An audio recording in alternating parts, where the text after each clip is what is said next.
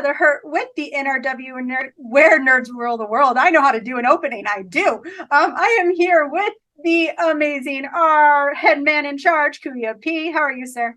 I'm good. I'm good. Happy to be here and talk all things Pinocchio in this start of the Pinocchio Wars that's happening this 2022. We got two coming this year. The first, of course, is with Disney on. It is coming to Disney Plus on September 8th. Which I think that we can't release this review until September 8th, so it would be on the today's. And it's an interesting conversation. So we're kind of switching it up a little bit where I'm doing the introduction, but as our normal reviews, I will be telling you the story. Kuya P will be giving you a cast, and then we will go through our rundown of the film. There will be some minor spoilers, but in reality, if you have seen the original film or the original Disney film, there isn't much different. So with that being said, Kuya P, are you ready to get down and dirty with it? Let's go. I'm ready. All right. So as I said literally 30 seconds ago, this film kind of follows the original Disney version. I did not bring up the date, of course, that came out a bazillion years ago. It feels like the film that we all grew up on. We have Geppetto creating a small wooden boy in his studio. We have a cricket who comes in and is watching him, and shortly after that, Geppetto wishes upon a star to make his little wooden boy real, aka a blue fairy comes down, grants him his wish. Pinocchio is thus born, and we see the shenanigans that fall in line on his way to school. He gets picked up by a really greedy fox and is sold to a puppeteer, to Maestro, who puts him on display. You see I don't know what direction Kuya P is on his screen. You see that behind Kuya P right now. He is put on display as a living puppet, where he then runs away. He finds himself on Pleasure Island, which is sadly no longer open at Disney World. Missed that place. It was a lot of fun.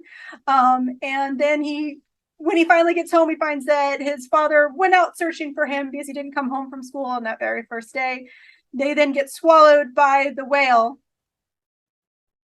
Gonna pause there for a second. The whale, known as oh crap, I just forgot his name. What is his name? Monstro. Sorry, we have Maestro and then we have Monstro. And I didn't know it had a name. Monstro, the whale. Yeah, I forgot. He's a whale. Is he though? But we'll discuss the whale. But they get swallowed up. Pinocchio uses his smarts. They get out. And then they live happily ever after, like every Disney movie should. Every kid's Disney movie should. And thus is the story of Pinocchio. So that's that. Kuya P, tell us who was all doing the things. All right. But first, directed by Robert Zemeckis, who also had a part in the screenplay from a story by Carlo Collodi and Chris Weitz. And just had to give those important shouts. I think I need to do that as well. Mm-hmm. Beyond just, we give you a story, the amazing people that are, on the filmmaking side of things, the crew side of things as well. So Robert Zemeckis is a big name. If you're not familiar with Robert Zemeckis, you should. Okay. With that being said, Jiminy Cricket, our cricket that Heather spoke of. I was surprised to see this. Joseph Gordon-Levitt, who, we've known him for years now. Amazing actor. But also is doing quite a bit of voice work from what I understand. Mm-hmm. In talking with Heather earlier. Did not know that, but just a brilliant actor who I've enjoyed on TV for quite a bit. I don't know if he's done a lot of film, but I know I've seen him on TV quite a bit and have enjoyed his work there. Pinocchio is played by a young Benjamin Evan Ainsworth. Not too familiar with him, but he gives us our Pinocchio voice.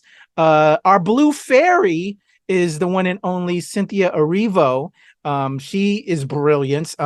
She's, taking over our imaginations and the various characters she's brought to screen, as well as her amazing singing voice, which, if you're not too familiar, she also is a brilliant singer as well. I believe she did a lot of stage prior to breaking into live action films, doing a lot of stage work and theater first. But she's brilliant as our Blue Fairy. Lorraine Bracco plays our Sophia, the voice of Sophia.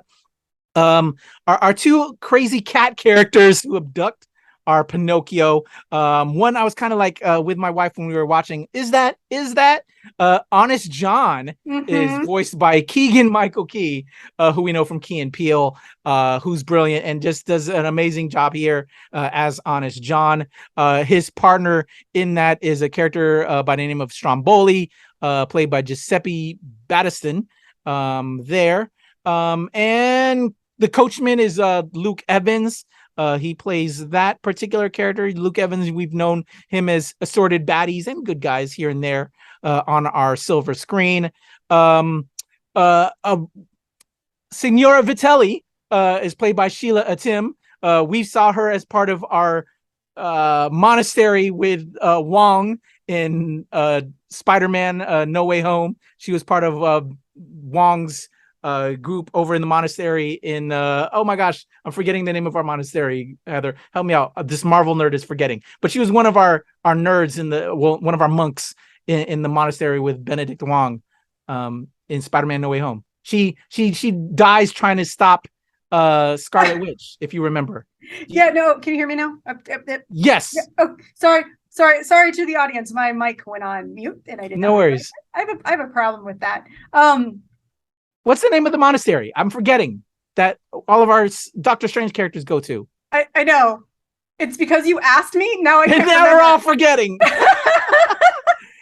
Oh my gosh. That's okay. Well, I will take a smack on my nerd card for this. I can't. We're both, yeah. Take away our nerd cards. But yes, she's one of those. We last saw her in that because she gets fried by Scarlet Witch when helping Wong in that. But Sheila Atim, brilliant, is Signora Vitelli, who's the teacher in the town that these characters inhabit.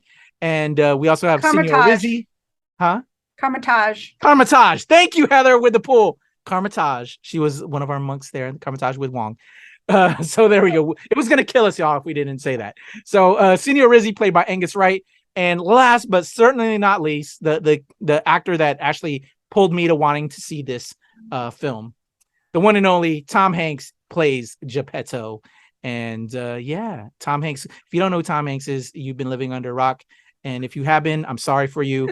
Let me know, and I will introduce you to the films you need to see so that way you're caught up. But there you go. Those are our actors in this. Heather, let's break it down. Pinocchio, the original, the OG film, dropped in 1940. That's what you were trying to pull. It's been a very long time. It was way too old. I'm not that old, y'all. But I think I last saw this film in the 80s when I was a youngin'. Probably about 8 years old when I first saw it. But since then, I haven't seen this film since that time. So that's 20, 30 plus years, y'all. I'm not very familiar with it, but I remember some of the concepts of this. Because again, there's like children's books. Pinocchio's story is somewhat known in other various forms of media. But yeah, that's to the extent of my knowledge of Pinocchio. Seeing the cartoon, the animated film from the 40s back when I was like 10, and then seeing various books that were somewhat of the story.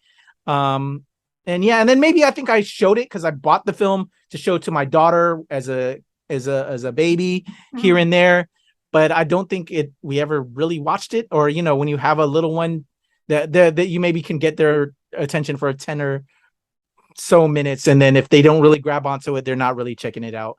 So it's just something in the background, really. So for me, starting off with this, that was the extent of my knowledge. But knowing that Tom Hanks was involved, knowing that Cynthia Erivo was involved, knowing that Zemeckis was, it's just the makeup. I was like, okay, I'm intrigued. We're gonna see a live action version, which is something that Disney's trying to do with their product.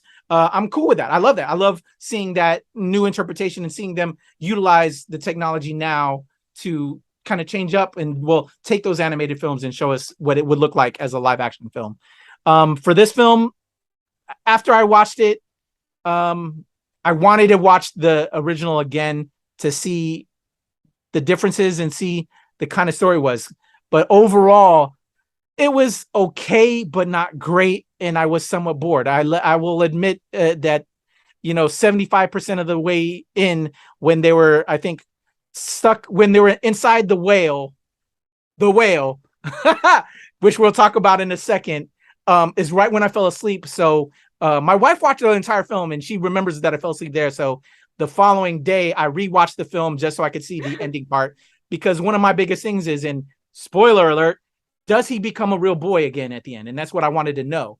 And spoiler alert, he's kind of walking away, and it leaves it something to be in the mind. There's a narration there that talks on it, but you may see something, you may not see something. But that I'm only also saying that because this is based off of the original animated film. So I'm leaving something hanging there because I don't also want to get in trouble. But I wanted to know that for a fact when I rewatched it, because again, I fell asleep, with the last quarter of the film to go. But it was interesting. I don't know if all the character choices were done right. It was a good looking film, but it also was a weird film in a way. I'm gonna leave it right there for my first half. Heather, what are your thoughts? I was also in the same place. I watched it with my husband, much like you did with your partner. And we one of the big things that came up between the two of us was, I don't remember that in the original. It's been a hot minute. It's a lot. I mean, the 90s at the earliest or at the latest was really when I saw it last, was really when he saw it last. And it was one of those where it was just like, we can't remember certain things. The big one being the naiveties of the characters. There were some really awkward moments in the film that just kind of made us go, we just need to watch the original film. And because it's not the story in so many ways, the story is very clearly based off of the Disney version of the story. One of the things that I was really looking forward to personally was, I was that kid. I was in the age group that came up that got to enjoy and fall in love with the 1996 terrible version of the film, live action with Jonathan Taylor Thomas. Still a wonderful film. I don't care how bad it is. It's just still a lot of fun. And so when I saw live action, I was like, my biggest problem will be comparing this film with the previous live action version, and no connection. There was no feeling of connectivity there. This was very clearly the animated film in a very strange way. I was, from the trailer, I was actually looking forward to watching this, and I wish I could be more positive coming out of it. Like, I really do. I that's why, like, I remember it. I want to say I remember it fondly. Mm-hmm. The character visually is amazing. I think, they look like the characters from the cartoon. Mm-hmm. Geppetto, the makeup, everything that they did with Tom, the look of the puppet in Pinocchio, just everything visually is done right. Even Jiminy Cricket, for all circumstances. Although I don't know if I liked Joseph Gordon-Levitt as the voice. And then there's that weird opening part that you said at the beginning where he was arguing with himself as a narrator. That was weird. I liked him. I did not mind Levitt as the character. I love Joseph Gordon-Levitt. He's one of my favorite actors. Yeah. So there might have been some bias there, but I'm not going to deny going into that scene, going into the film with like a 3-minute argument with himself was like, I've already lost interest. I'm not, all of my concerns about if he was voiced or who he was voiced by are just gone by the fact that this character decided to argue with himself for 3 minutes. I'm already lost. Yeah, I want to get endeared to a character. I remember being a character I liked, but when that opening part it got me turned off. Mm-hmm. I think that was the same for you, and I think really that's what I wanted to like these characters again, but I got annoyed with the characters, Mm-hmm. if you will. Some of their character choices, like Pinocchio was dumb, man. Like, yes, his consciousness is Jiminy Cricket to help him guide his way through things, but you can't be, I don't know. There's a naivety. And which is the naivety. Character. It is the character, but I don't know. Like, at some points, it's just like, come on, man. I don't know. Maybe I'm just old now and I'm on a fuddy-duddy, but you can't. It's almost like you can't see yourself as a child. Yeah. other critics who do not understand that some films are not designated towards them. Yes, agreed to But that. no, it's one of those where there was also, the film was not fluid. It Yeah. needed to hit every single, it's almost like they wanted it to hit every single scene plus some from the original film, so you have a very choppy film. Mm. There were some scenes where when you got too close to, and this is not a statement on the necessarily on the visual effects, because as we know, there are issues going on industry wide in relation to computer graphics, but there were some scenes where you would get really close to the characters and all of a sudden you could tell how computer generated they were. It was, some of the film, it didn't seem, I don't know, it just wasn't, it wasn't a good movie, let alone the characters. But I do want to give some positive spin on this. The first scene in Geppetto's workshop was absolutely adorable. Oh yeah. The Yeah. scene from where we start with Tom Hanks to Pinocchio going to school, that was a delight. Not, it wasn't necessarily well written. There was poor acting, even on Tom. I'm sorry, Tom Hanks. I love you, and you are a treasure, but you need to have some real talk. Even your acting, sir, was mediocre at times. But that, the clocks, the clocks, they themselves gave like a glimpse of excitement and gave me hope after that terrible opening scene. And then it was like the moment Pinocchio ran to school, everything just plummeted. Agreed. That's where the film like lost me in a way. And Mhm. then when he gets, I don't want to spoil or anything, but you should also know the storyline. But like when it leaves after the school, it just it went to it. Yeah, it s the bed for me there, Oh, if you will. And then he's part of this circus thing, and it just I don't know, man. I wanted I don't know. Also, if they cut a lot of stuff with Jiminy Cricket, I remember him being a lot more involved, but like he gets stuck in this glass bottle. Spoilers. I don't know if that happened in the cartoon, but then that just a lot of stuff from there. He gets taken out, but then he's freed. But then I don't know. Like I need to see the original again. It made me want to see the original because I remember it being a much better film, and here it was just mediocre. we literally got a song, and not necessarily a spoiler. It's literally on the soundtrack that is available as of when this will be out. There's literally a song called Peer Pressure. So many of the things, and sorry, Luke Evans was drastically underutilized for his talent. I am sorry, I'm going to say it. But it's one of those where in the story, in the 1940s version and every other version of Pinocchio, there were very clear like visualities of things. It's, you could tell that there was quote unquote, I'm going to say quote unquote because it's not necessarily the right version of it. There was like a racist mentality towards quote unquote puppets, like not real people, because that's what it was. That was the mentality. There was there's the concept that peer pressure can be dangerous. There's the separation of the conscious mind and the realistic mind. So that's why you had Jiminy Cricket constantly being separated. But the film made so much of this into such an important statement. And we're usually all here for statements, but they need to be done better. You don't need a song that literally defines itself as peer pressure. Like, too on the nose, too on the nose. Yeah. And we have to talk about the elephant room, or more so the whale in the room. The big change, and hashtag spoilers. You're familiar with the film. There's a whale that they get ingested into. Here, it's not a whale. It's a monster. It's a sea monster. It's a kaiju in a way. Kaiju. What did you think of that change? I found it funny that there is a joke that some of the best jokes are all by Tom Hanks. So they're Yeah. great one-liners. There's a joke where Tom Hanks says, you'll learn about how the sun revolves around the earth. One, it would have been way too late. They would have already well known that anyway. But he makes a joke that they have come to these scientific revelations. But one thing that they still weren't 100% sure on was that whales were monsters. They were sea monsters. That's just how they were. You don't need to add tentacles to make it a sea monster.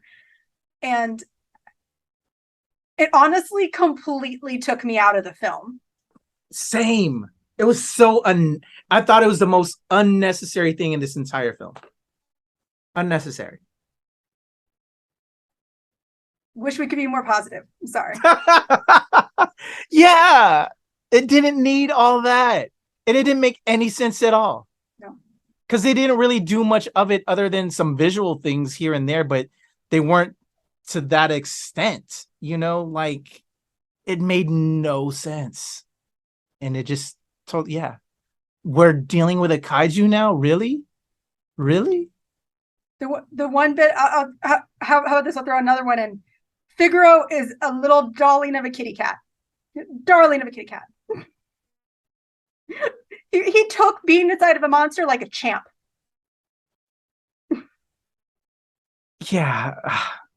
I didn't mind yeah. No, That was that's how we're feeling, guys. I'm sorry that like we're trying to do. Yeah, I wanted to like this film, y'all, and Robert Zemeckis, Tom fucking Hanks, Disney. My introduction to Pinocchio was through Disney. Mm-hmm. What I know about Pinocchio is through Disney. But as I opened up earlier, so we're having another Pinocchio film from Netflix, from Guillermo del Toro. And Ewan McGregor is in this as our Jiminy Cricket. Ron Perlman's involved. Finn Wolfhard from Stranger Things is involved. Tilda Swinton, Kate Blanchett, John Turturro, Tim Blake Nelson, Christoph Waltz, Tilda Swinton. I think I said that. Swin. I think I'm curious in this Pinocchio Wars, Netflix versus Disney Plus, what is going to be a better film already right now? Like, and it's going to be stop motion animated. What? Animation, yeah. I can't wait, and it's dropping in November in theaters and on Netflix.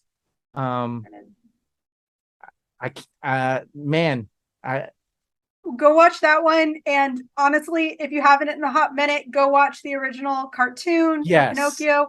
Go if you are a '90s kid, go pick up the Jonathan Taylor Thomas 1996. I never saw that, by the way, so I'm not familiar. I had that movie came out right when me and my fellow girls started understanding what a crush was. So like there was my sister had a crush on Jonathan Taylor I had a friend who had a Jonathan Taylor Thomas themed party, and we went to go see Pinocchio. Like that was a thing.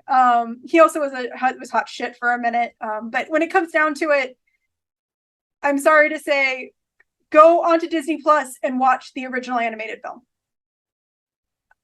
That's what my suggestion is. And then check this out. If you want to see something new that's animated and also CGI, since we can talk about it when this will finally be dropped, go watch Cars on the Road. I was actually not expecting that, and it was really cute. So spend your time that you're going to watch this. Go watch another new show. Go watch Cars on the Road. Yeah, if you're a Pinocchio fan and you stand the OG hard, I really want to know your thoughts, especially with its subtle changes or not so subtle changes. Mm-hmm. To me, that's not a subtle change in making the whale a kaiju. I'm sorry. I really want to know what other people's thoughts, because again, I think I'm being generous by saying it's mediocre and okay. That's not my opinion at all. It bored me.